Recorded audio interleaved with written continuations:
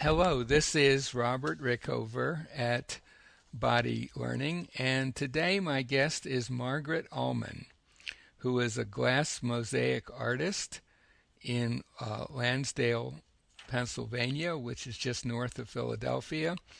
She works also with her husband, who is a stained glass artist, and she's been taking Alexander technique lessons. And we're going to talk today a little about her experience with the technique and how the Alexander technique might be useful for other artists. Margaret, welcome to the show. Hello, nice to be Hello. here. Good to have you on the show today. I'm wondering if you run into someone and they hear you're studying the Alexander technique, what do you tell them in a sentence or two? That's a good question because people are like, I've heard of that, but I have no idea what it is. Right. And it had been the same for me. I had heard about it through my choir director, but what I tell people is that it's allowing me to be in the studio and actually aware of the connection of my body to the art I'm working on. I came into this because my back went out in November, and I realized the more I was in the studio, the worse my back felt, and I started searching for some sort of practice that I could do to become more aware. And November would be November 2011, 2011. and we're talking in early May of 2012. So I'm guessing you haven't had a huge number of lessons. Right, I've been going weekly since December, Hmm. and it's interesting to me that things are starting to shift in my body, and I haven't been doing it that long, so I am curious to see how this evolves over time. But it's definitely helping me in the studio. Hmm. When you say helping you in the studio, we talked a little before the show that the kind of work you do is very on kind of a small scale and very precise. Would that be a fair way of describing it? Yes, A lot of yes. work in a kind of that might tend to draw you into it physically. Absolutely. Yes. I have a lot of people tell me when I'm doing art shows that you must have so much patience.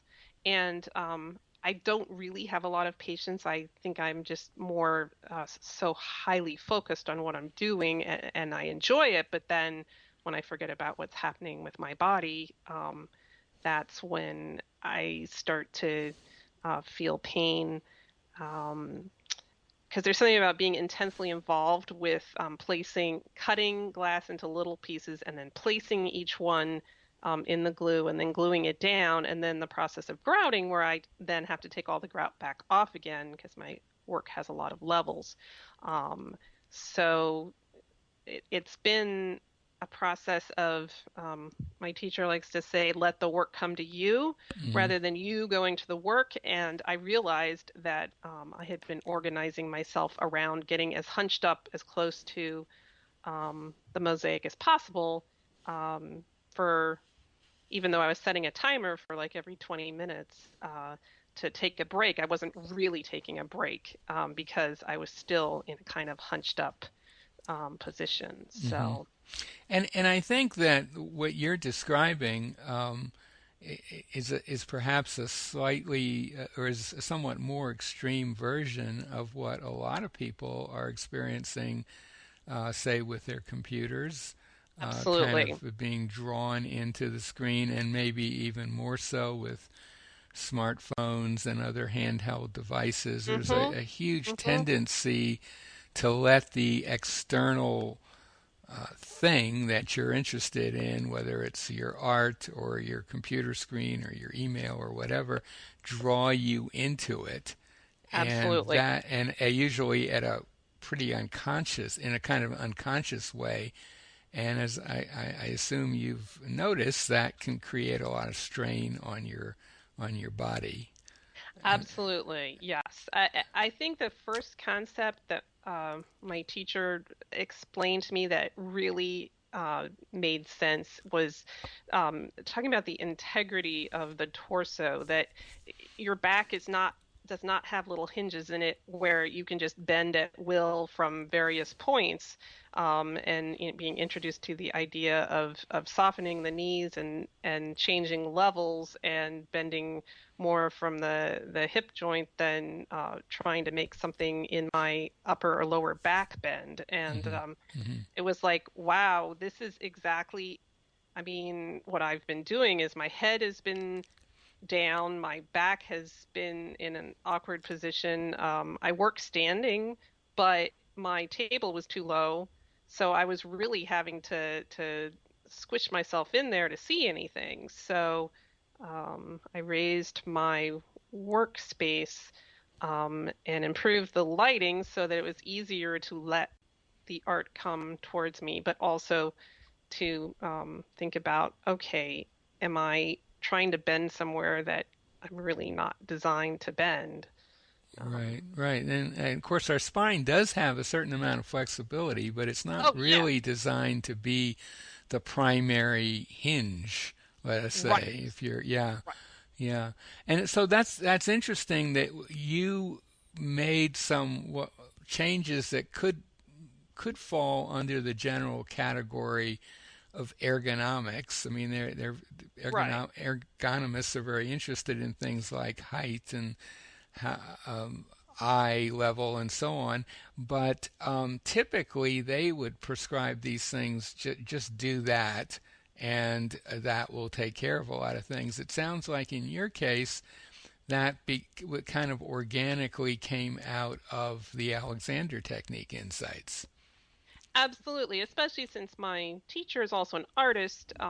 He's a fiber artist and he does a lot of weaving, and he understood right away what I was probably doing in terms of scrunching myself up, trying to work on something that's too far down. And I had done physical therapy in the past. I've had chronic back pain, and I knew that the model of, well, here are some exercises, here's what you need to adjust, and you'll be better, hadn't worked for me in the past because whatever I was doing in the studio, I couldn't see it. I knew something was wrong, but I couldn't see it or understand what exactly it was. And the Alexander technique has been really useful in helping me actually understand what it is that I'm doing when I'm in the studio. Hmm. And have you found that it's given you some effective ways of changing what you're doing if you notice that it's not what you want? Yes, yes. I mean, the concept of my head being forward and up, and that I don't have to make my body do anything if I start with that, and let things fall into place. That it's like if I focus on one body symptom or too much, I have a really hard time moving forward. But there's such a holistic approach with the Alexander technique that everything affects each other, but I don't have to think that through in a like step by step way as much as starting with one concept and letting it flow from there. So if I start feeling cramped in the studio, I Hmm. can stop and say, well, what's going on with my head? Um, and often I've put my head down, and I'm feeling the weight of that. So, Hmm. And for our listeners who may not be familiar with the Alexander Technique, what you're talking about really is the head, neck, upper body relationship. And I'm guessing that when you were scrunching into the work before, you were probably tightening your neck quite a bit and yes. possibly pulling your head back and down on your spine. Was that your Mhm. pattern? Mhm. And one of the big discoveries of F. Matthias Alexander, who was the developer of this work back 120 years or so ago, is that how we manage the weight of our head on top of our spine affects everything else in our body. Right. And that if you're noticing that you're doing something you don't like, in your case, scrunching, or maybe you notice some pain, you can't really micromanage your body, Right. but you can select a key intervention point, and certainly the head, neck, upper body one is pretty key, and I think most Alexander teachers would say it's the key area to pay attention to and to redirect. So it's an interesting point you make, because you notice that you're scrunched, but you also want to keep working on your project. You don't want to put all your mind on kind of a micromanagement of yourself. Right. You'd like to try to do it with just one or two interventions, and so as I said before, the neck certainly is a great place to intervene, the head neck relationship. Right. Yeah. Right. So, and do you find that you can do that? You can make that intervention. You can perhaps ask your neck not to be as tense, and do that as you're continuing the work you're doing. Yeah, that process is definitely getting easier. I mean, the first obstacle was that I have such an ingrained habit of um, not paying attention to what's happening with my body because I'm so focused on the work. But I have, uh, I still set a timer, but when it goes off now, I use that as a cue to remind myself to just check in, what's happening with my head or my neck. Am I grounded on the floor, or am I, leaning at some kind of precarious angle, trying to, get grout out of a crevice or um, and I think the more lessons that I've taken, the more things I've become aware of. But usually just choosing one at first will remind me of the others. And I've found that to be very helpful, that it all is, because it's holistic and interconnected. Um, I tend to remember it once I start somewhere, as you said, with an intervention. Right, right. And apart from your work in the studio, have you noticed anything else, any other effects of the Alexander technique in your life? Yes, a lot of what I do when I'm not in the studio, it has to do with doing the business side of my art.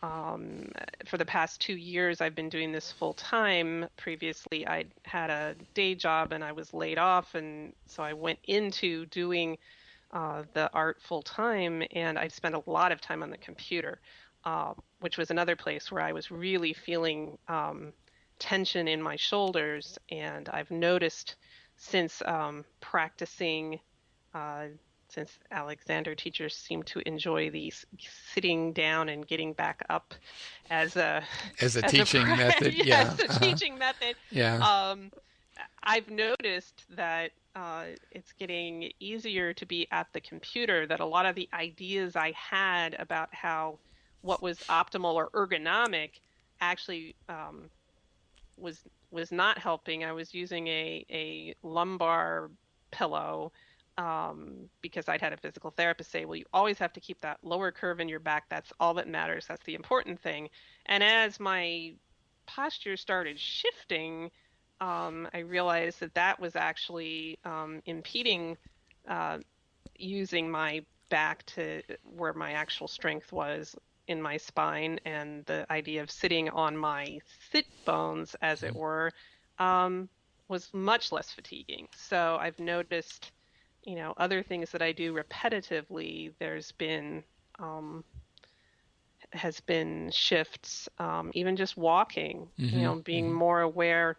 I often would walk looking at the ground, and I've noticed I'm looking up, and that has been also helpful for how my body feels. So, for anyone listening to this interview, particularly if they are an artist of some kind, do you have any sort of final words of, well, wisdom slash suggestion around the Alexander technique? I would say that um, I found a real affinity for it as an artist with my visual sense, and that can definitely be an asset. I know that I had shared my Pinterest board with you of pictures Mm-hmm. that evoke different aspects of the Alexander technique for me, and I have found that really useful just using my visual sense to observe people and symbols of concepts of the idea of an upward direction or whatever it is that helps me in the studio. Mm-hmm. uh, so and then that it is possible to do your work and um, take care of your body at the same time, which I hadn't really thought was possible. So I would encourage someone who's in the studio and having pain to um, investigate the possibility of taking Alexander lessons, just to bring more of yourself into your art. Um, Mm-hmm. Mm-hmm. And you've had lessons now for what 4 or 5 months. mhm, Once a week, is that right? yes. I mean, that's not a huge number of lessons to get an awful lot of benefit from. Absolutely. It's not a burden. I mean, I know it can be hard to find a teacher. I mean, I was amazed that the person I found was only half an hour away and everyone else was either, in Philadelphia or Pittsburgh, Hmm. uh, seemed. But it was definitely worth investigating, and because I did find somebody, and yeah, it's not a full-time job doing Alexander technique, which um, I think I was wondering if it was going to consume me, but actually I've been finding it very energizing. So, Right. Is there anything else that we haven't covered that you would like to mention? um, just that I've been delighted to discover the Alexander community online. There are some really interesting blogs. I know I wrote a post about Alexander, and you came and commented on it, and several other teachers did, and I'm very pleased that there's such a welcoming community of people who practice Alexander. So, Yeah, well, we're on Facebook and Twitter and, yeah, and we're everywhere. absolutely.